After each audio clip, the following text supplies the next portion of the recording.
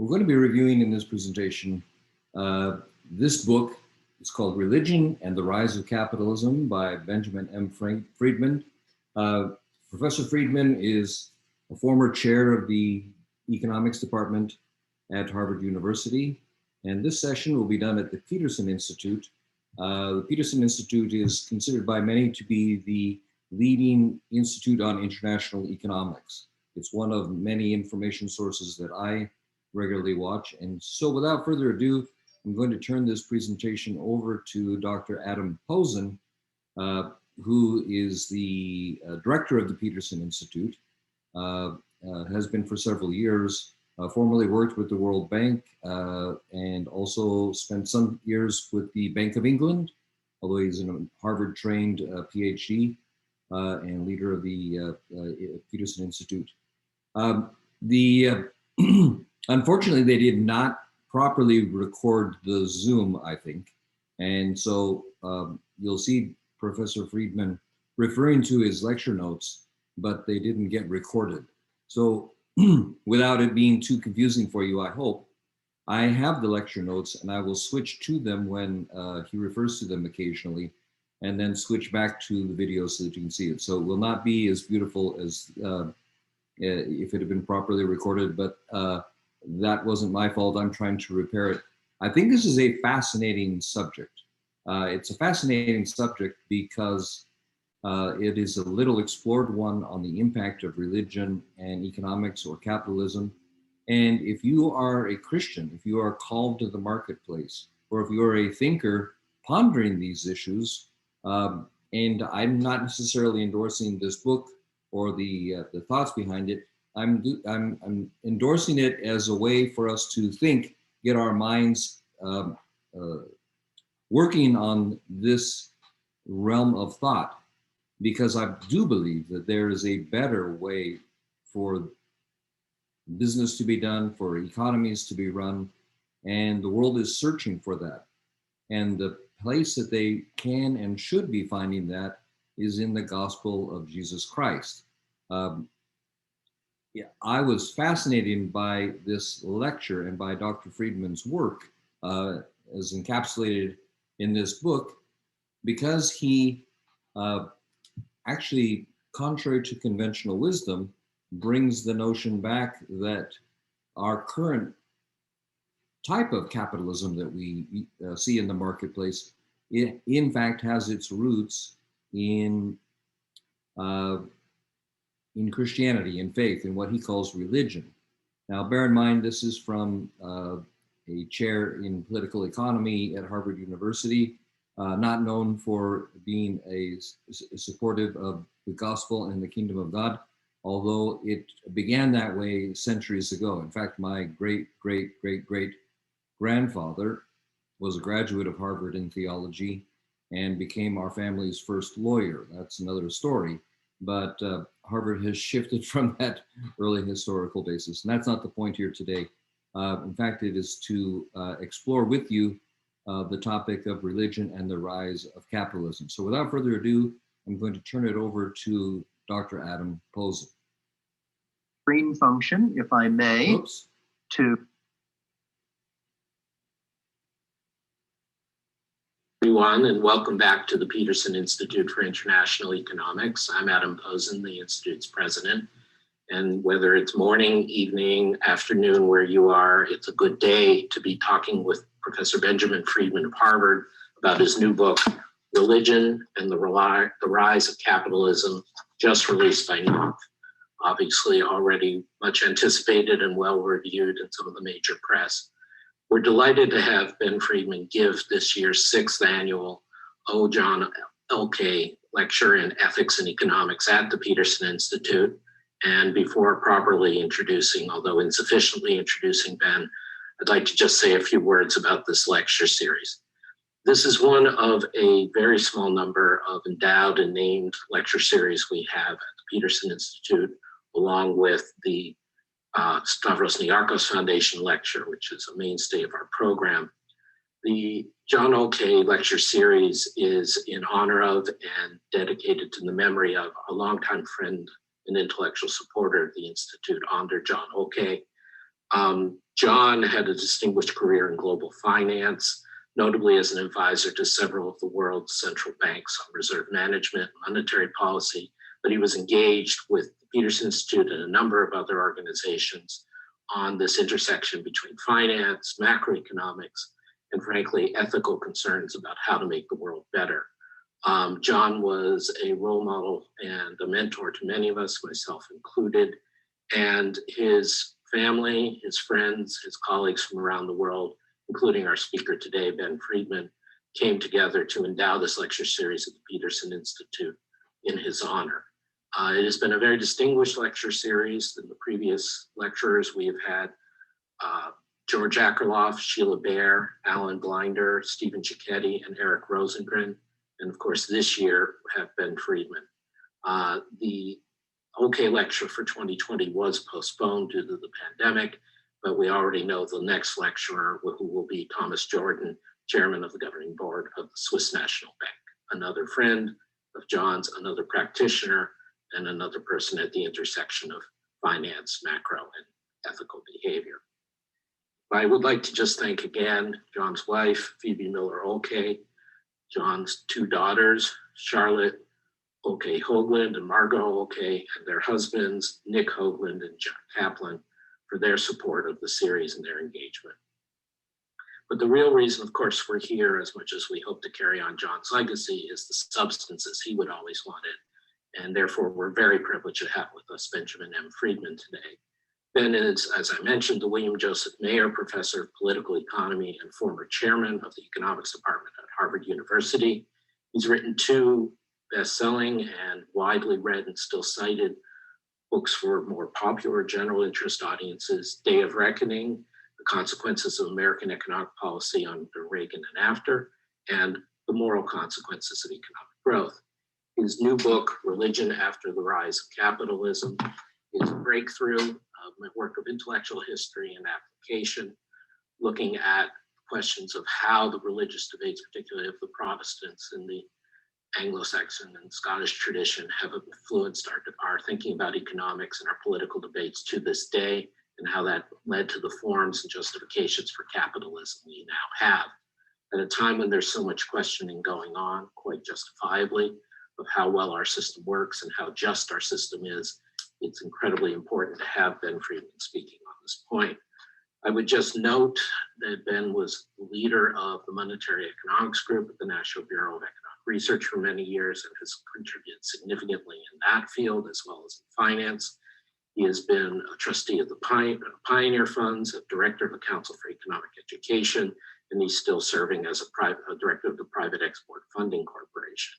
He also was a longtime director and member of the editorial board of Encyclopedia Britannica.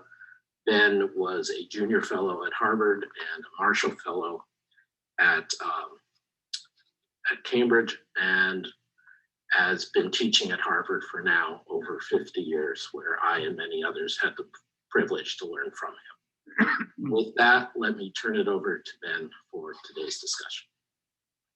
Thank you very much, Adam. I'm delighted to be here with you and delighted to speak on my new book with your audience. I'm going to use the share screen function, if I may, to, do you have that all right? This is the part that didn't work. Not yet. So we'll attempt to use that. Okay. Log in after his introduction. Let me try it again in that case. They think it worked, but it actually didn't. There you go. How is that one? That works. Thank you. Is that one okay? Yes, that worked. Thank you. Okay. So I'm delighted to be with you today. It's always an honor to speak on behalf of the Peterson Institute. But I want to take a minute to say how honored and pleased I am to be giving the Institute's John Olcay Lecture. John was a close and very valued friend to me for more than 40 years. We were very close friends, both personally, also intellectually. Many of my papers over these years have footnotes saying that this paper began as a conversation with John Olcay. He inspired much of my work and encouraged me and supported me along the way. It's a great privilege to me to give this lecture in his memory. And it means a lot to me, I should say, that John's widow, Phoebe, and his two daughters, Margot and Charlotte, are both participating today. So Phoebe, Margot, and Charlotte, this lecture is for you and also in memory of John. And I'd like to move on to show one paragraph, if I may, from the acknowledgments to the book. And I'll read this, if I may.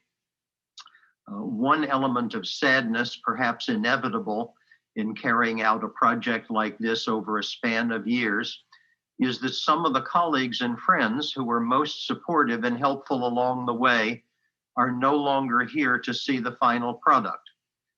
It is too late to thank them for their encouragement and their friendship, but I do remember with gratitude and affection Dan Bell, Bill Hutchinson, John Olcay, Frank Schott, and Bob Silvers. I miss them all, and that's a very true sentiment of mine. So especially today, I think of John.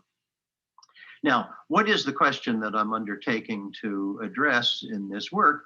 It's where our economics came from. And the emphasis is on ours. There are many forms of economics, but I'm interested in our economics, meaning modern Western economics, the same kind we teach in virtually every American university. And I want to know why it emerged, when and where it did. And to be specific, what I have in mind as the centerpiece of modern Western economics is what we often call the first fundamental welfare theorem, namely that individuals, when they act in no more than their own self-interest, not requiring any altruism, but when they do so in a competitive market setting, are nonetheless able to make not only themselves, but other people better off as well. If you stop to think about it, that's a very fundamental insight and a very important proposition, both in economics and economic policy. And this I take to be the centerpiece of our modern Western economics. Now, where did that come from? The standard view associates this idea with Adam Smith, in particular his book from 1776, The Wealth of Nations. Donald Winch, alas no longer with us, but in our time, the foremost Smith scholar, identified the wealth of nations as the fountainhead of all of classical political economy.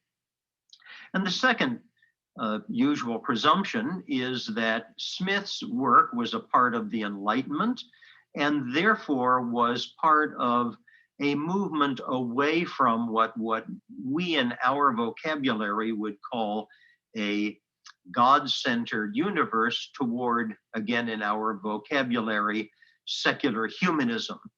And the best expression of that was Nick Phillipson's prize-winning biography of Adam Smith from some years ago, in which Phillipson wrote that not just the wealth of nations, but the entire project for a modern science of man that Smith was carrying out in his work was built on the foundations of the Enlightenment's, this is Phillipson's word, quintessential assault on religion. Now, I'm going to accept the first of these presumptions. I agree with Donald Winch that Smith's work is the fountainhead of our political economy, but I'm going to reject the second part. And instead, I'm going to argue that the Smithian revolution, which we rightly associate with him and his contemporaries like David Hume, was importantly enabled by the new religious thinking that was then taking hold in the English-speaking Protestant world in which Smith lived. The specific feature of that new religious thinking on which I'm going to focus is the turn away from orthodox predestinarian Calvinism and the way in which that turn away from Calvinism opened the path for a new, more optimistic and more expansive view of the possibilities for human choice, human action, human agency. And I believe that it's that more expansive view of the possibilities of human agency that enabled Smith's thinking and therefore gave us modern Western economics. Now, I want to be clear at the outset that what I am not claiming is that any of this had to do with self-conscious attempts by religiously committed individuals to bring their religious beliefs to bear on their professional thinking. Hume, for example, was a notorious, at best, agnostic, probably an atheist. Hume referred to Church of England bishops as agents to superstition. His phrase, he was an opponent of any form of organized religion. His great friend, William Robertson, the head of the Church of Scotland, referred to him as a virtuous heathen. Adam Smith is more complicated. Smith was very private about his private religious beliefs, but we should at best think of Smith as something like the kind of deist that we in America would associate with Thomas Jefferson or Benjamin Franklin. So if that's not the story, what is the story? I think the idea that I have in mind is the kind of influence of what Einstein famously called a worldview, Weltbild, in Einstein's German. Einstein famously wrote that scientific thought is a development of pre-scientific thought. Here's what Einstein said about the world, the Weltbild, the world view, that what we try to do is think for ourselves of a simplified image of the world, and therefore use that image to cut through the complexity that would otherwise get in our way. And Einstein made very clear that he wasn't just thinking about physicists. He explicitly mentioned painters and poets and philosophers. All of these came within his view. This is a familiar idea, not limited to scientists. Here's what Ralph Waldo Emerson thought. Emerson wrote that any writer needs a basis that he can't supply on his own. He called it a chaos deep soil. And Emerson thought that writers got that from the popular mind at the time. And he said that the ideas of the time are in the air. And an interesting phrase, this is again Emerson, infecting everybody who believe it and breathe it. And we pick up from our contemporaries what's there, he says, almost through the pores of our skin. Now, does this idea apply to economics? Neither Emerson nor Einstein referred to economics, but certainly economists have thought it did. My Harvard predecessor, Joseph Schumpeter, wrote that any kind of analysis in economics is a product of what he called pre-analytic vision. Schumpeter was attached enough importance to it that he used a capital V. That's his capital letter, not mine. My late colleague and dearly missed friend Ken Galbraith wrote that economic ideas are always and intimately a product of their own time and place. And I'm arguing that the ideas that Smith and Hume advanced were very much a product of their time and their place, including the religious revolution that was going on at just that time. So let's pause a moment just to make sure we understand what the great advance was that we associate with Adam Smith. If we go back to 1700, before Smith was born, and ask what was economic thinking at that time, could individuals correctly perceive their own self-interest? Most people thought no. That's the reason people favored mercantilist, dirigiste means of directing economic activity. It couldn't be left to individuals on their own. But importantly, even if individuals did correctly perceive the what was in their own self-interest, there was no reason to think that their acting on it would make anybody but themselves better off. And for that reason, actions that people would take motivated by their self-interest were considered to be vicious. The standard adjective used to describe such behavior was vicious. This was called a vice. If we come forward to 1790, I picked that year because that's when Smith died. Answer to the first question, could people understand their self-interest? The answer was yes, if they are acting in their capacity as producers of goods and services. Very interestingly, Smith was a very subtle thinker, and in the same way that a mathematician doesn't want to make assumptions that are unnecessarily strong to prove whatever theorem he has in mind, Smith did not assume that people get it right when they make choices as consumers. In fact, Smith was scathing in his contempt for people's consumer choices, especially among the rich. But he did think that when people act as producers, they were able to see correctly their own self-interest.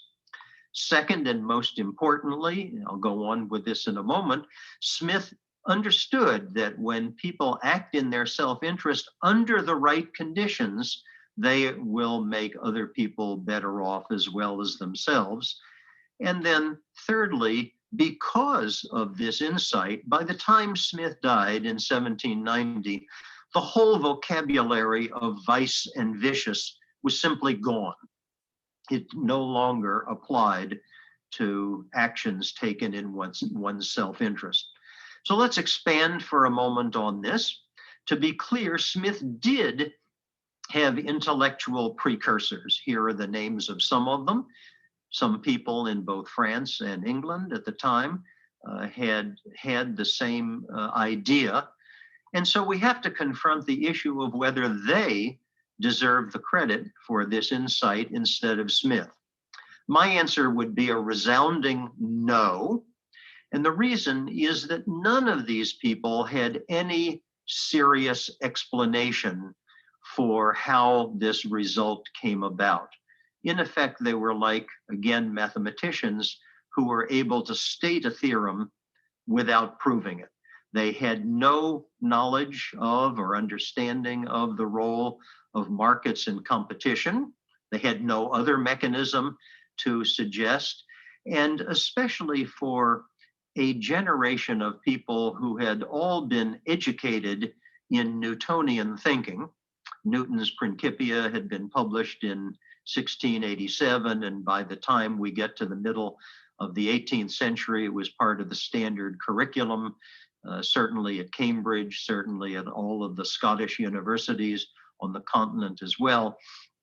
By this time, everybody thought as Newtonians.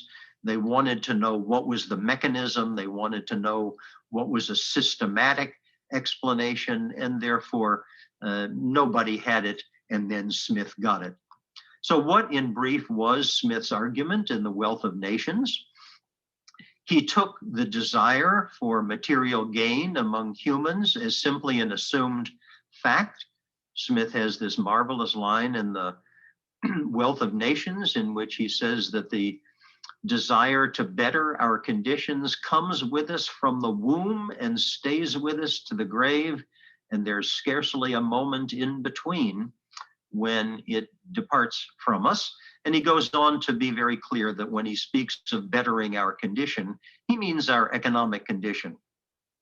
And for this reason, this desire to better our condition is morally legitimate. It's no more opprobrious than the fact that we eat or the fact that we breathe. At the center of Smith's argument is the role of competitively set wages and prices, therefore the need for markets. And as a well-educated Newtonian, Smith thought in terms of mechanism and system.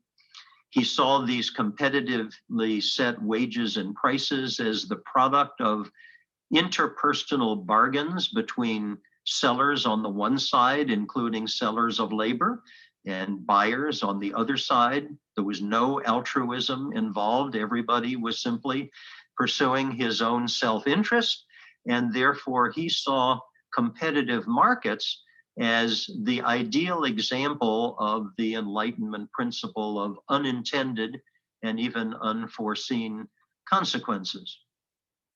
Most important, Smith saw that when people carry out their self-interest in competitive market settings, this leads to making other people better off as well. And of course, this is the proposition that we identify as the invisible hand. Interestingly so, because Smith himself didn't place a lot of emphasis on the phrase. He used it only once in each of his books, but it's the phrase that we attach to the proposition, so much so that it's become iconic. This is the famous statue of Adam Smith that stands in the Market Square in Edinburgh, not far from where Smith's office was in his later days. The statue is full of wonderful symbolism, but the hands are the ones that I'm after at the moment. If you look, you'll notice that you can easily see Smith's left hand, but notice that the right hand is occluded and in a way that you can't quite see it. And that's the sculptor Sandy Stoddart's attempt to represent the symbolism of the invisible hand. And because of this invisible hand property of the competitive market mechanism, Smith was clear that he was opposed to this whole range of impedimenta to competition that was present in the world in which he lived, things like government-granted monopolies, collusion by business people, and so forth. And therefore, he opposed these impediments, but importantly, what Smith emphasized was the robustness, the power of the market mechanism. He did not think of competitive markets as some hothouse flower that needed to be protected against every single germ that might be thrown up against it. And as a result, he was very prepared to support and did support all sorts of interferences with markets when he thought they were appropriate. And especially for those of you who are watching this while headquartered in Washington, as Adam, I know you are, in that city, you frequently see people wearing Adam Smith neckties. And so next time you see somebody wearing an Adam Smith necktie, you should go up to the person and say, "Oh, I see that you're in favor of progressive income taxes. How nice." Or say, "I see that you believe that people who ride Mercedeses should pay special luxury taxes on their cars." Or, "I see that you're in favor of much tighter regulation on banks than what we have today." Because Smith, in fact, was in favor of all of those things. Now, the question that I address in my new book is what enabled Adam Smith, and in a much more limited way, any of his predecessors, to come to this insight? Well, of course, it was, again, their training in Newton's ideas of system and mechanism. They lived in a society that was becoming increasingly commercial, and they observed what was happening all around. And especially in the case of Smith, Smith was not an economist. The word didn't even exist in his lifetime. He was a moral philosopher, and he was a very thoughtful and insightful one. So introspection was a part of the story. But I believe that the transition in religious thinking in the English-speaking Protestant world in which they lived was a very important part of the story. So let's talk for a few minutes about the substantive content of this turn away from predestinarian Calvinism. There were three elements of the turn in religious thinking that I argue were very important for the creation of Smithian economics. First was the issue of human nature.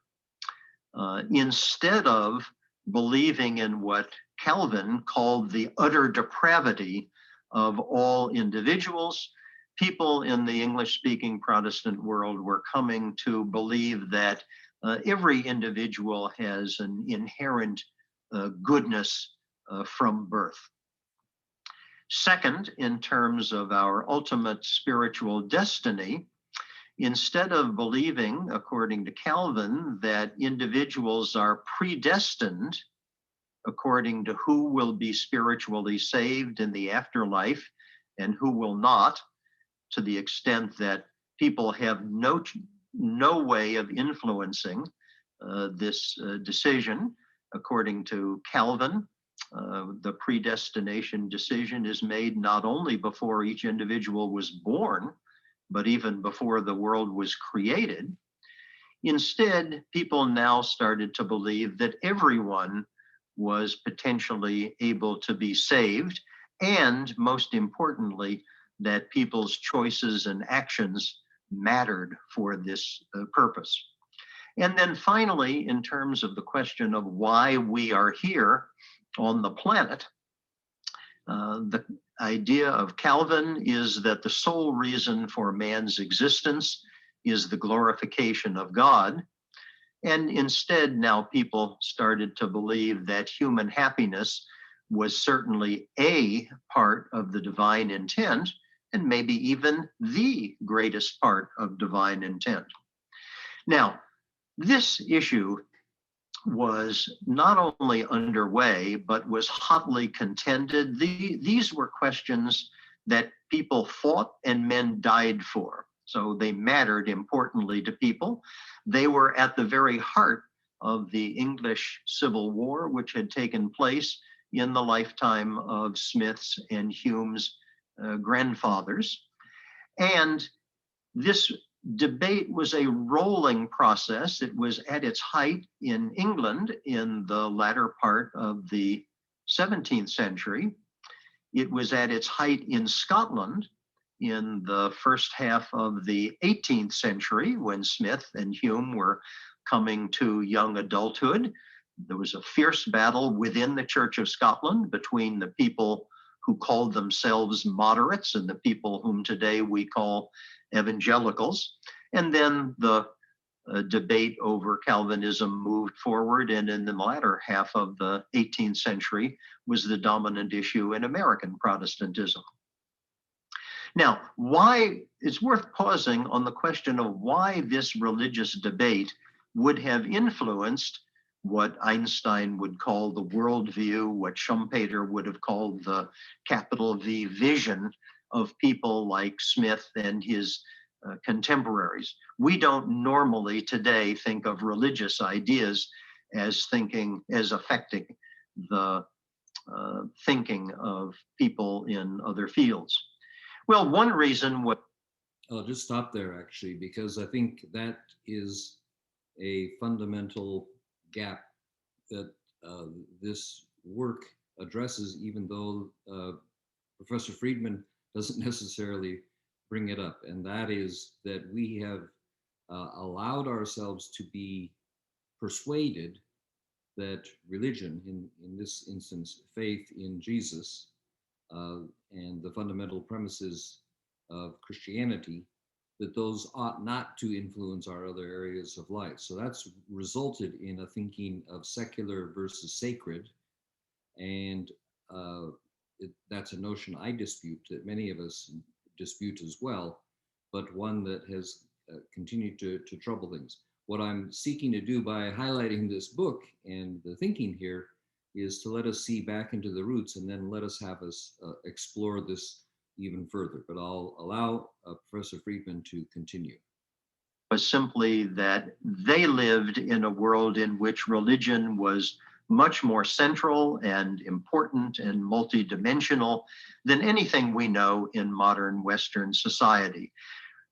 Every educational institution was a religious foundation.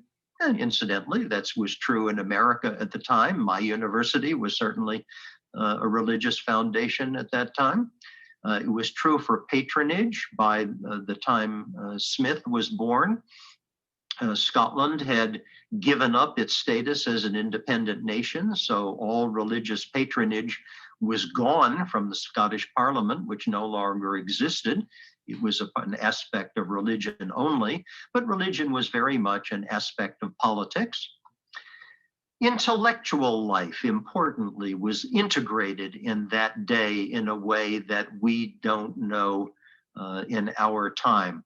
Take, for example, university faculties. Smith was a professor at the University of Glasgow. In those days, nobody had yet thought to separate off the theologians into distinct divinity schools, as it is at my university and other prominent ones around the United States. Faculties were integrated. Here's a listing of the professorships at Glasgow during Smith's day. Interestingly, there were only 14 of them. Smith was the professor of moral philosophy, but right on his own faculty was a professor of divinity, what we would today call theology, and a professor of church history. When these people dealt with each other, they were dealing in each other's subjects. Scotland, especially Edinburgh, had at that time a famous flourishing of intellectual life with intellectual dining societies. The most distinguished of them was called the Select Society. They would gather for dining and discussion. Here's a listing of the original 31 members of the Select Society, in categorizing them by profession. Smith was one of the 4 academics. Hume was a member, but importantly, 5 of the 31 were Church of Scotland ministers, including their great friend, William Robertson, who was the head of the church. And then finally, to repeat, there was the extraordinary contentiousness of religious debate, not just at this time, but going back for 200 years, the 30 Years' War, the English Civil War, the Highland Rebellion. The Highland Rebellion, led by Bonnie Prince Charlie, was of course about whether the Stuart monarchy would be restored, but that was in part about religion. The important part of that was that the Stuarts were Roman Catholic and the Hanoverians who had replaced them were Protestant. So this had been taken. The Highland Rebellion right around Edinburgh took place when Smith was 22 years old. He could not but help but have noticed. Now, finally, and I think most importantly, there is a strong substantive coherence between the new religious thinking of the turn away from predestinarian Calvinism and the new economics that Smith and his colleagues gave us. So to start with the nature of human beings, if you believed that all human character is spiritually depraved, so that, as Calvin put it, and as is repeated in the Westminster Confession, people are unable to tell good from evil or right for wrong or act on the difference, and they have no ability to prevent their eternal damnation, it's not a great stretch to extend that to think that people are not able to distinguish good from bad in a morally neutral context, including perhaps understanding their own self-interest. And they're certainly unlikely to be able to make others better off merely by acting according to their nature, which is again depraved. And by contrast, if you believed instead that humans are born with inherent goodness, if, taking John Locke's famous metaphor, people have the candle of the Lord by which to see if they will only make use of it, Locke's phrase, then not only would you be likely to think that people are able to make moral choices and act morally, but it's not much of an extension to think that in the secular realm, they could understand economic interests and they might well be able to act in ways that lead to good outcomes for other people too.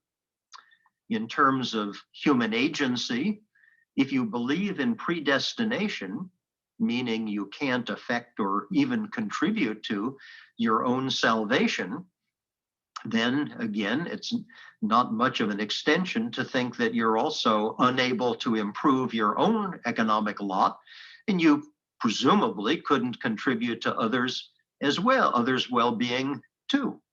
And by contrast, if instead you think, as the post-Calvinists did, that people have free will and choice, to use another phrase of the day, that they are free moral agents, morally conscious as well, then they are able to cooperate with God in achieving their own salvation. Cooperate is a word introduced into this discussion by John Tillotson, who was the first Archbishop of Canterbury, appointed by William and Mary after the Glorious Revolution in 1688, and extending that to the secular realm. People's human choices, actions, agency could also improve their own and others' economic condition. And then finally, in terms of human purpose, if you believe that there's no religious value attached to human happiness, then it's a good question why the world would be structured so as to foster human well-being. And by contrast, if you thought that human happiness was a part of the divinely intended purpose for humans on earth, then of course it follows that we have the ability to lead a moral life and achieve our salvation. That would just be a part of the divine benevolence toward humans. But it's also why the world, including our own nature and also social institutions like markets, would be designed and evolve in order to enable humans to achieve secular aspects of their salvation. And so my argument is that these new religious ideas were very much a part of the Einsteinian Weltbild, the Schumpeterian vision that people like Smith and Hume brought to their thinking about the secular world, and that in effect, Smith and his contemporaries were secularizing the dominant religious thinking of their time and place. And the centerpiece of it was this more expansive, and I would say more optimistic view of the possibilities for human choice and human agency that became part of modern Western economics.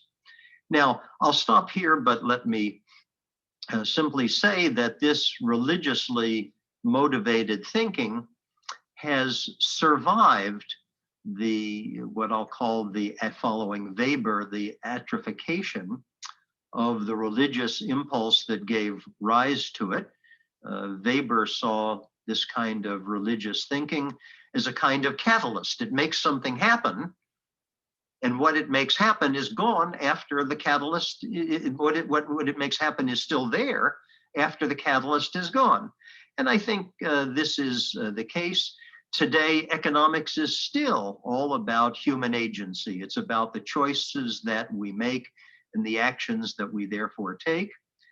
The first fundamental welfare theorem, to repeat that we can make other people better off as well as ourselves by acting in no more than our own self-interest when we do so under conditions of competitive markets. That remains the centerpiece of modern economics. And I think in many other ways as well, the kind of expansive and optimistic view of human agency that Smith and Hume introduced to what became our subject has remained the heart of it. And especially here in the United States, this influence of the turn away from predestinarian Calvinism has, I think, resonated within Western economics ever since. After all, we're now 2.5 centuries since Smith's early adulthood. And just to tick off a few of the evidences of this kind of influence over the years, In the early 19th century in America, the great issue was free trade versus protectionism. It's fascinating that the people on both sides of that debate anchored their argument in the kind of thinking that Smith and behind him the religious figures of the day had argued. In the late 19th century, there was a profound argument, which in many ways continues now, over the role of government. People that we think of as the social gospelers versus the gospel of wealth. This was all very much in the same mode. In the late 19th and the early 20th centuries was when we saw for the first time economics emerging not just as a descriptive analytical subject, but a prescriptive one, recommending economic policies. And we have the same arguments over government activism in the 20th century and today. And I would argue also that today the economic policy views, which we may find puzzling of many of our fellow Americans, are anchored in this kind of nexus of economic and religious thinking. And so understanding the religious origins of our economic thinking is not just, it is of course a matter of economic intellectual history. It's a matter of getting the intellectual history right, but it importantly bears on our economic and economic policy debate today as well. Adam, I think I've hit the limit of the time that you generously gave me. And so I will stop and turn the floor back to you.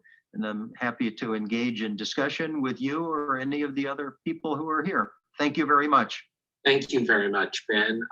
Just to tell everyone who is here two things. First, Professor Friedman's slides and the video of this presentation will be on the PIIE website starting this afternoon, and everyone will have that available in perpetuity. Although, of course, Ben would want, and we all would want you to consider buying the book, Religion and the Rise of Capitalism. The second point is because of the large turnout, to keep the flow going, we ask people who wish to pose questions to put them on the Q&A function in Zoom. I will group them and where possible attribute to who asked the questions when posing them to Ben. So before they go on to the questions, what I want for the audience that I think I'm addressing, because there'll be many people that will watch this, is this couple of comments. One, you notice that he quoted Weber, who said we had had an atrophication, which means a deterioration of the religious impulse that gave rise to this thought. So he's just explained that Christianity and the particular thought processes going on in the 17th century had contributed to a rise of independent thinking, new thinking, and then that religious thinking had deteriorated or atrophied. And the question I'd like you to think about is, should we accept that situation today? Or is it our responsibility to speak again into the economic life? And I would posit that it is. So that's a more proactive reaction to this very academic study. There's also some very interesting material that he'll touch on in a few moments about the situation in the United States, the election that just took place, some of the Trump thinkers, and this whole debate, interesting debate of self-interest. But my more fundamental question, which I'd like to come back to, is the intriguing question whether true Christians, having, according to his breakthrough thinking, having led the way to a new field and a new movement in economics, where actually the economics, you're no longer predestined to a particular economic outlook in the same way that you're no longer predestined to a certain salvation or not. Can and should economics be sharpened and redefined in light of the gospel? These people are not going to answer that question for us, but there are those of us that need to carry on that topic. So I'll come back to that in a minute, but let me allow us to finish the Q&A between Adam Posen and Professor Friedman and the audience. While people put questions up though, Ben, let me start the discussion. One thing which you do in your book, and which I know you care about, is the links between the kinds of arguments and ideologies, beliefs you discuss, and their effect on decisions made in the election we just had in the US, their effect on the current perceptions of economic policy in the US. Because of time, we didn't quite get to that. Could you just say a bit more about how this relates to the recent political events in the United States? Yes, I will. And because you were kind enough to warn me that you were going to ask me that question, I have some slides that address it. And so I will go back to the share screen, if I may, and return to my slides. So let's see if we can do that. Should be there, and let me come down to where that begins. Okay, but unfortunately, quickly, because we do have other questions to get to. Thank you. Okay. Well, the key issue is why so many Americans vote against their economic self-interest. And the standard political science explanation for this is that we have a representative democracy, not a direct democracy. We vote for candidates and parties, not for policies specifically.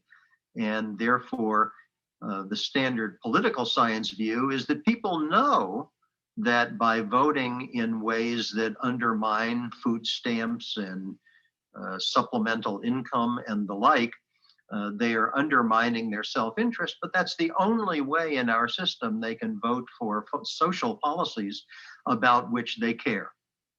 And my answer is that that's insufficient because it fails to explain why, according to the survey data, so many of these people whose voting behavior is at the center of this supposed puzzle have views that correlate very sharply with their religious affiliation. And therefore, my explanation for this supposedly puzzling behavior is that, especially in light of these religious views, religious origins of our economic ideas, in the end, they're not that puzzling after all. So let me leave it at that, but I'm happy to go into it further if you'd like. Thank you, Ben. Just trying to make sure we cover a bunch of topics. Your views on this are very important. A second question I wanted to raise, again, from the perspective of today, is that there is almost no discussion in your book about issues directly of racial inequality or sexism or racism. I presume this is in large part because the thinkers you discuss were not confronting those issues directly.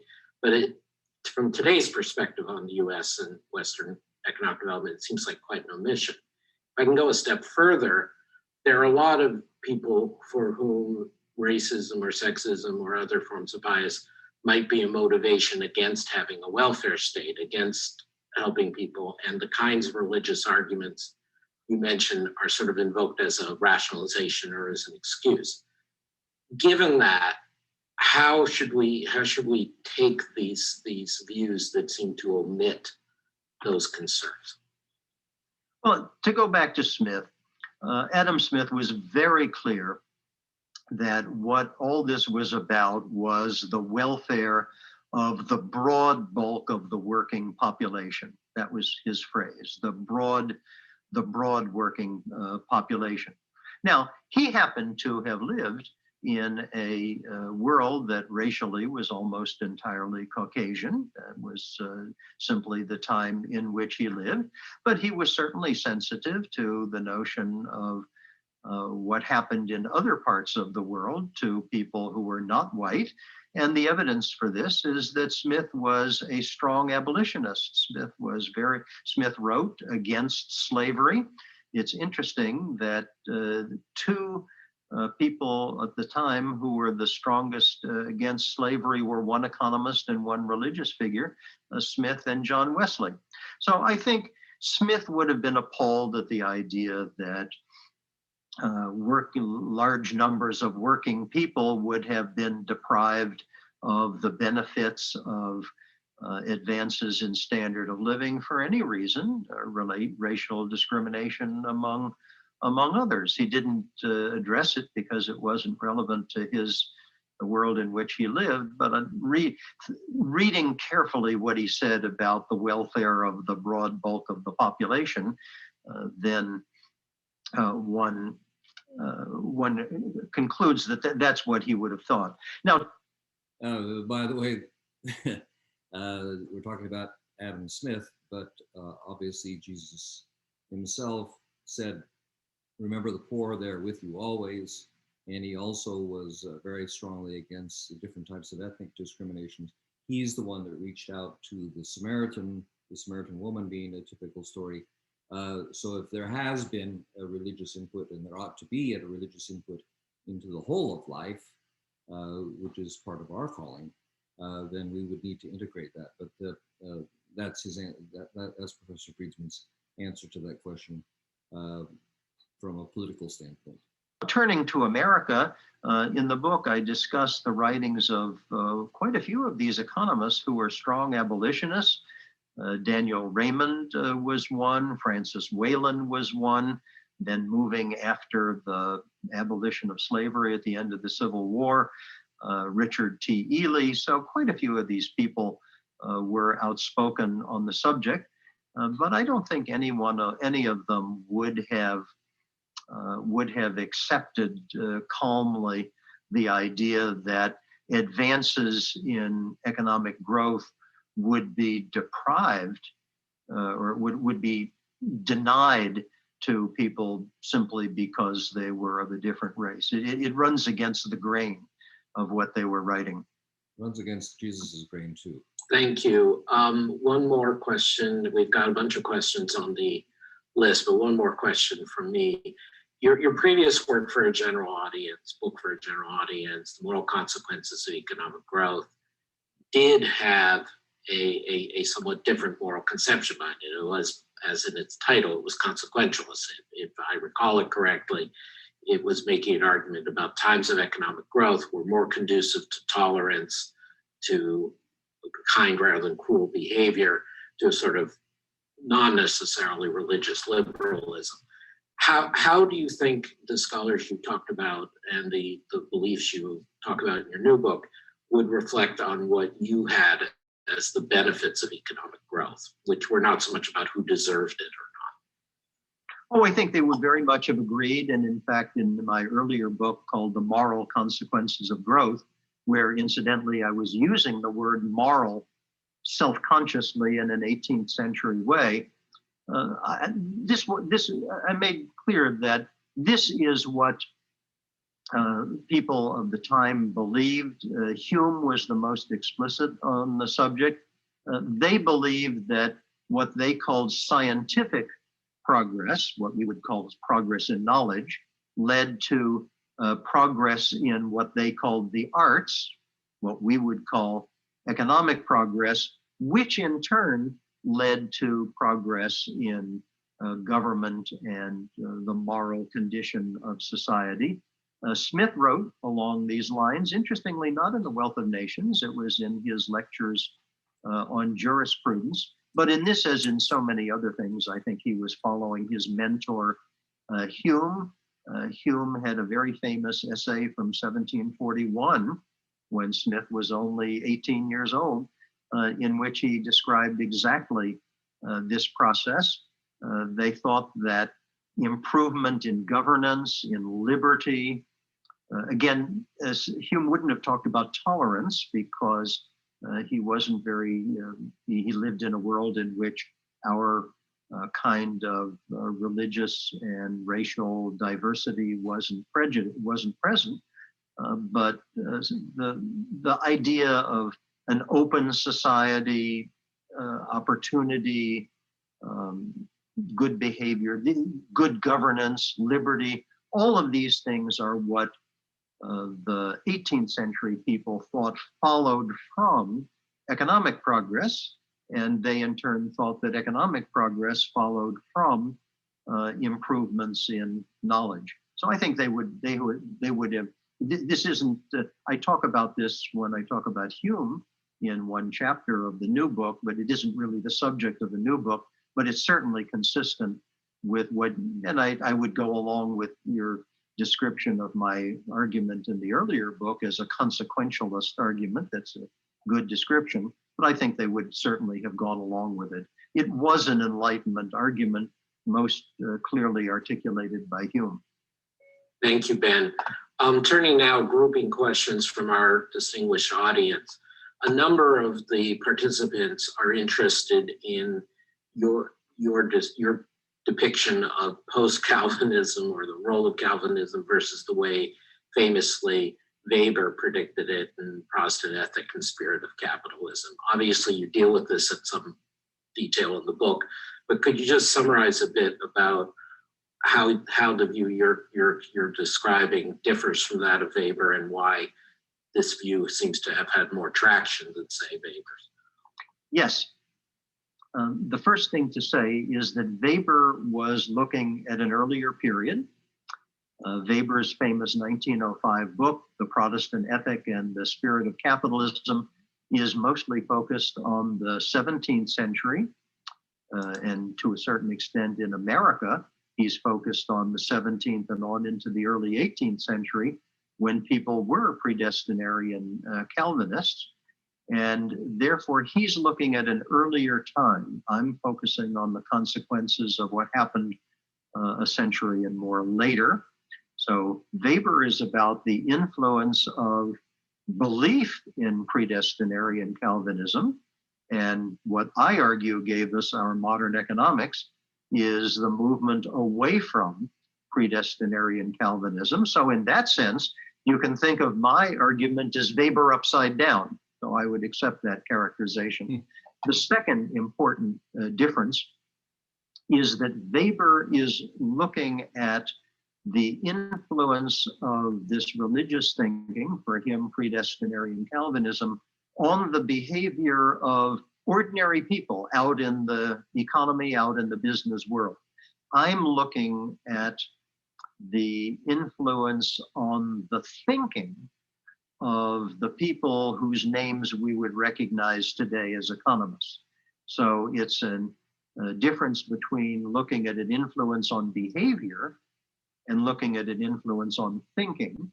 In effect, I'm doing intellectual history here. And the difference is important because naturally the thinkers who wrote down what we have as economics were part of the intellectual elite.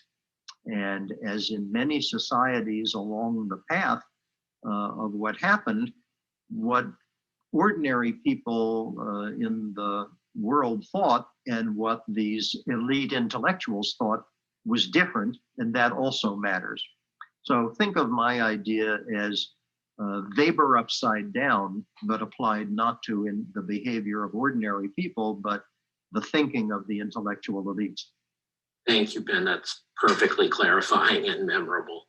Another question that's come up repeatedly on the Q&A function in different forms is, this makes a lot of sense, say, for US or UK, but we, of course, have seen capitalism develop into many other contexts, in China, obviously, but also in Catholic countries in Europe and elsewhere. So I realize that you chose your intellectual history to focus where it did, but what is your thinking about, have these ideas had an influence in China, in Catholic Europe, and also the reverse? How would the rise of capitalism in non-Anglo-Saxon Protestant kind of places have influenced these thinkers, this point of view?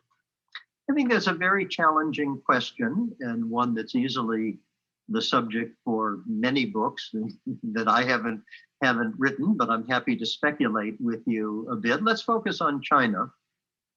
China's post-Mao Zedong economic policies have been very driven by exactly the thinking that we're describing. Adam Smith today is a much revered figure in China.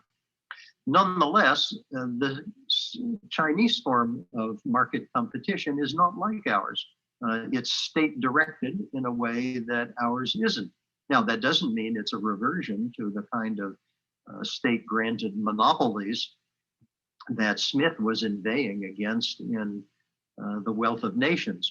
The question for my line of analysis would be, is there something in what the Chinese are doing that could be articulated, and maybe in China in ways that I don't know, has already been articulated in a kind of different economic thinking that would be explainable on the basis of, let's say, the Confucian background of China? That's a very, very interesting question, I think.